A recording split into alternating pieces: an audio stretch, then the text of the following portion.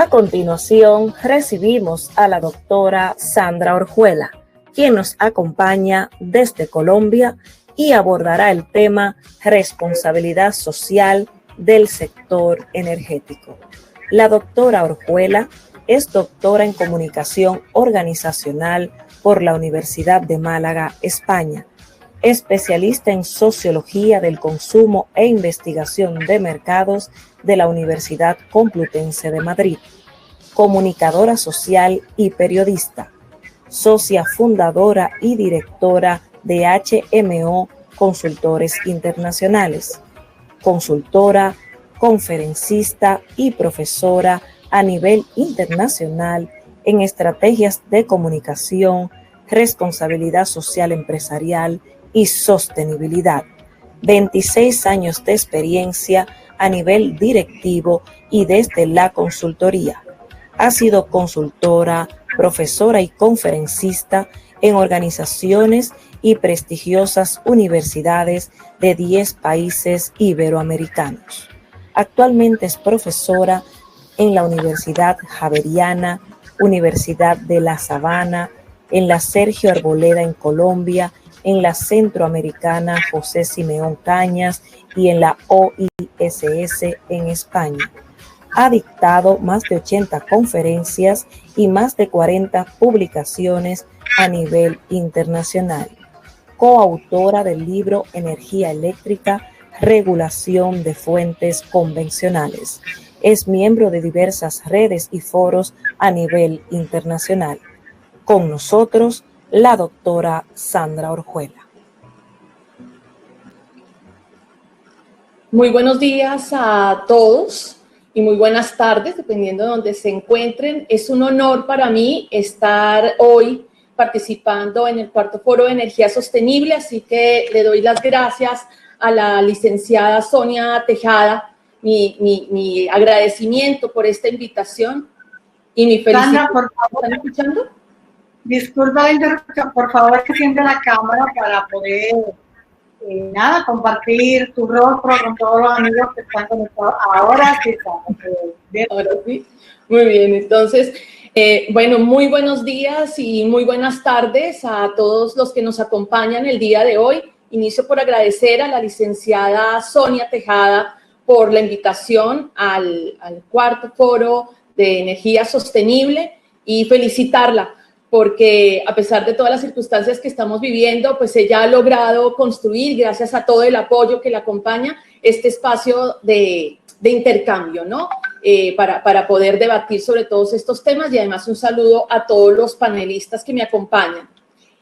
Para el día de hoy yo les voy a compartir rápidamente, a ver, ustedes me avisan cuando la estemos viendo. Muy bien.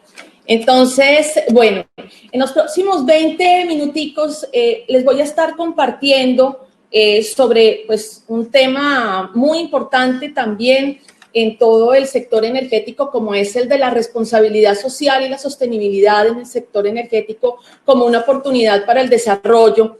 Y les comento que este es un estudio que pues, es una línea de investigación que hemos estado desarrollando en el marco de la Red Iberoamericana de Derecho de la Energía, que agrupa a profesionales, académicos y funcionarios, donde interdisciplinariamente participamos en el mundo de la energía, hidrocarburos líquidos, gaseosos, electricidad, renovables convencionales y no convencionales. Actualmente somos un poco más de 40 profesionales de 13 países de América Latina y de España. Allí nosotros hemos estado desarrollando todo este tema de responsabilidad social y sostenibilidad, con lo cual quiero dar un contexto para iniciar y ver dónde es donde vamos a aterrizar con nuestro tema del día de hoy. Solo como contexto, recordar que en América Latina somos 630 millones de habitantes aproximadamente, ¿sí? Que es la América del Sur, la subregión más poblada, ¿no? de nuestra región, donde viven 425 millones de personas. Y además algo muy interesante es que América Latina es una de las regiones más urbanizadas del mundo, con el 80% de sus habitantes viviendo en las urbes. pero esto nos lleva a tener 62 millones de personas que viven en la pobreza extrema, que como ustedes saben, pobreza extrema, pues son la condición de vivir con menos de $1 al día. Y actualmente esto nos lleva además a ser la región más desigual del mundo, con lo cual los retos son enormes. Estos son unos indicadores, solo para que aterricemos un poco, en 2019, donde además hace un año, ¿no? Presentamos múltiples protestas por todas las reivindicaciones sociales. Empezamos en Chile, luego se fue subiendo, ¿no? por Sudamérica, Ecuador, Colombia, y en los últimos meses estamos viendo que también en nuestros países se están retomando todas esas protestas, ¿no? Todas esas reivindicaciones que se están presentando. Solo para que veamos que en cifras de 2019, este es el reparto de la pobreza en América Latina, donde encontramos a República Dominicana allí en el puesto 12 de 18.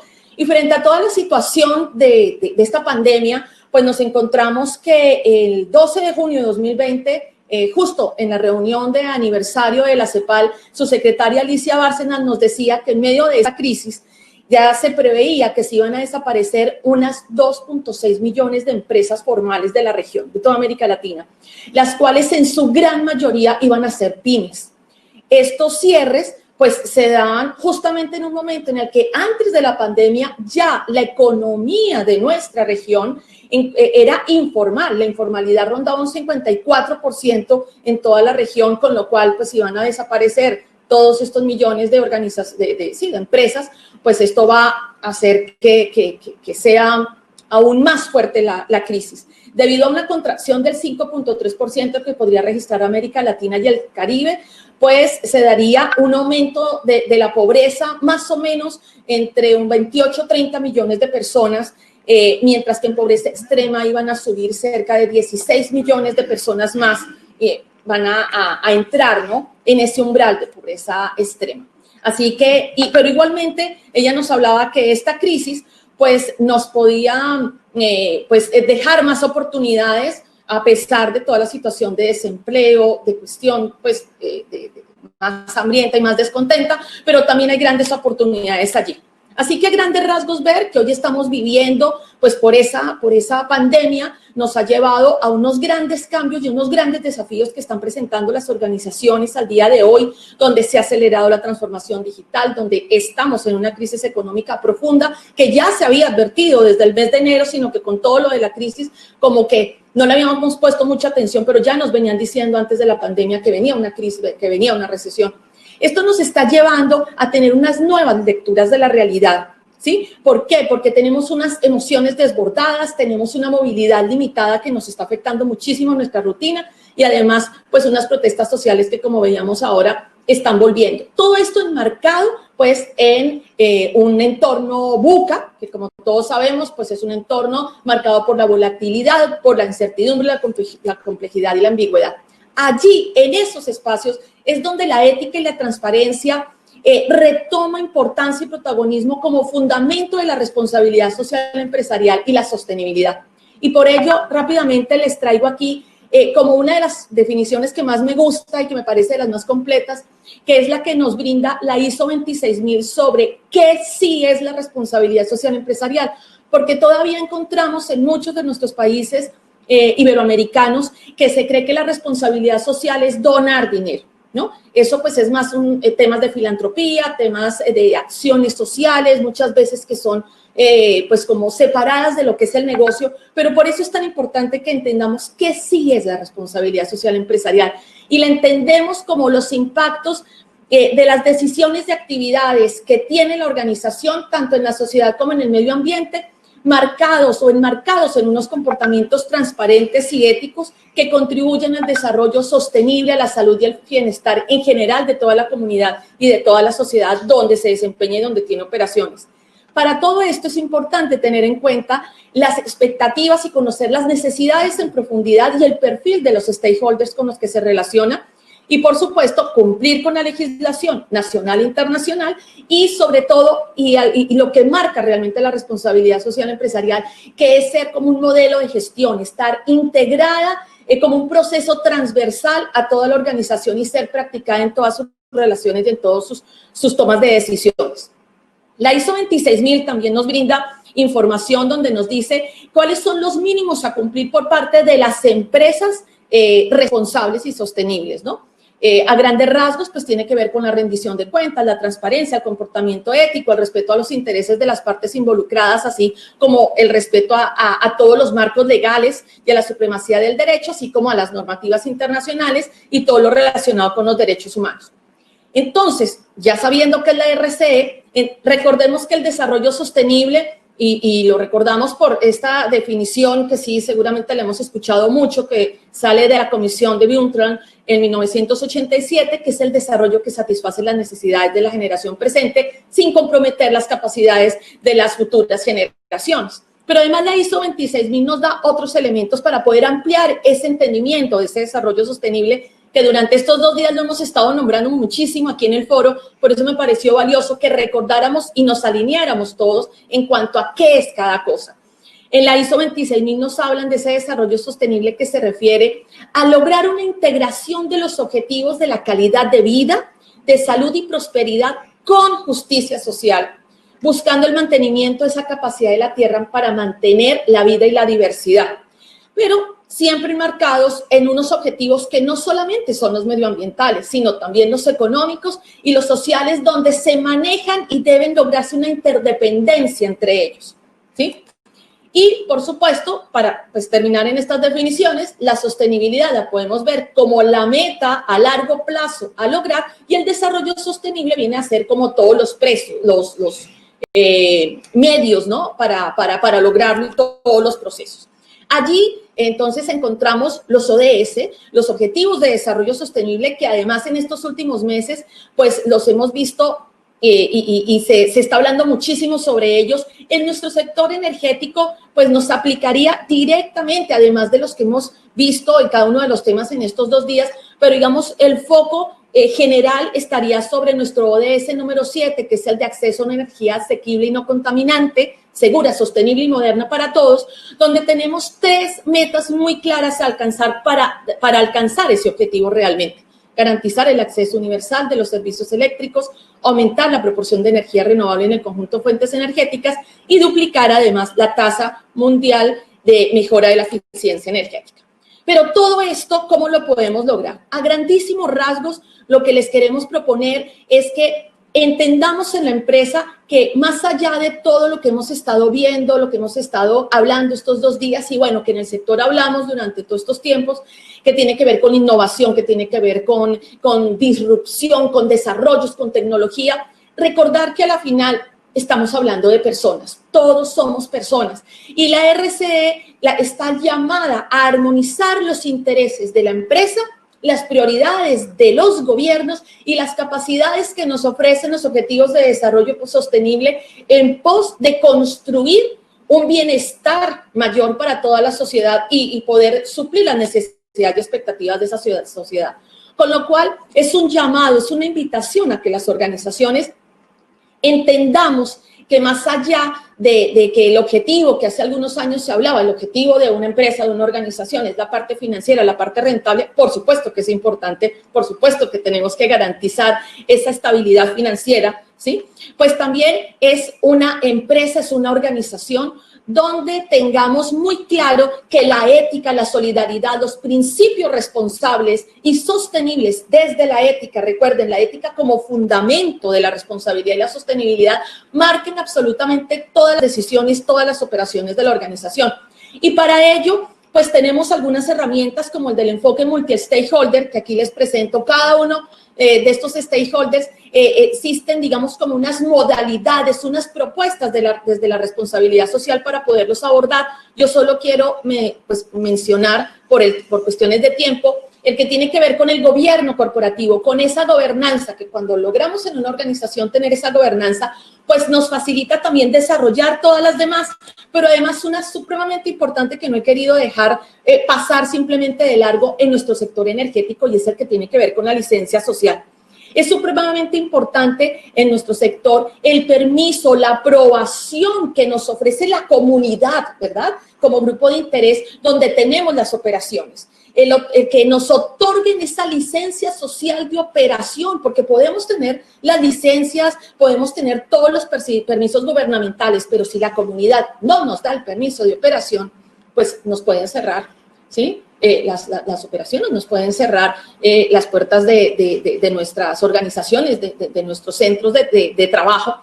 Y entonces allí es muy importante por eso, para lograr esa licencia social, no solamente informarle a la comunidad, tenemos que involucrar a la comunidad, hacerla partícipe y sobre todo conocer las expectativas, las necesidades y las percepciones que esa comunidad tiene respecto a nuestros proyectos. Y allí la comunicación, el relacionamiento es vital para construir confianza y sobre todo mantener esa confianza en el tiempo, porque nosotros podemos de pronto iniciar una operación con la legitimación social, pero por el camino perderla, o tener la legitimación, la validación social para un proyecto en una zona, por ejemplo, del país, pero no tenerla para otro. Así que creo que es un tema bien importante a trabajar desde la responsabilidad social y la sostenibilidad.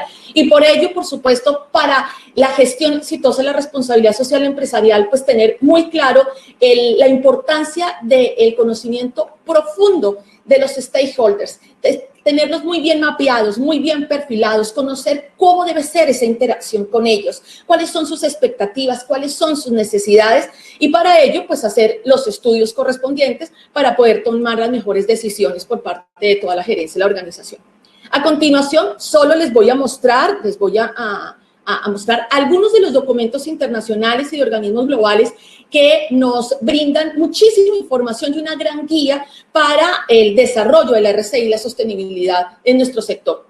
Partimos de pues, los ODS, la ISO 26000 como una gran vía por excelencia de la RCE, pero aquí les muestro simplemente para que vean ustedes muchos de los documentos que tenemos, como los principios de la OCDE de gobernabilidad, la Carta Internacional de la Energía, la Convención Interamericana contra la Corrupción, el Pacto Mundial para el Empleo, OSHAS, el SA 8000, Código de Comercio Ético, la Iniciativa de Naciones Unidas de Sea for All, la ISO 50001 y pues la propuesta del Observatorio de Responsabilidad Social Corporativa en el ámbito de la sostenibilidad energética en España.